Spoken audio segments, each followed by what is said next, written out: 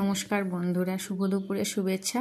অনেক দিন কোনো ভিডিও আপলোড করতে পারিনি, শরীরটা ভীষণ খারাপ ছিল। তো আজকেই কোনো রকমে একটু চিকেন আলু দিয়ে একটু কষা করেছি, সেটাই তোমাদের সঙ্গে একটু শেয়ার করছি।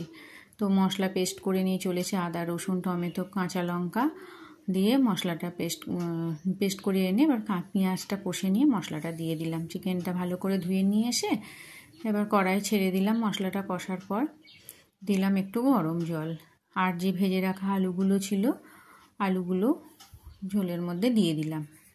দিয়ে বেশ কিছুক্ষণ একটু ফুটতে দেব। একদম সিম্পল রান্না, একদম কোনো ভিডিও আপলোড করতে পারছি না, যার জন্যে এই যেটুকু রান্না করেছি ওটাই তোমাদের সঙ্গে একটু শেয়ার করলাম।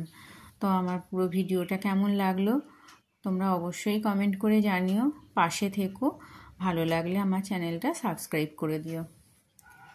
এতটাই শরীর খারাপ, একদম আর ভিডিও করতে পারছি না। তো চলো একটু একটু করে শুরু করছি আবার, তোমরা পাশে থেকো।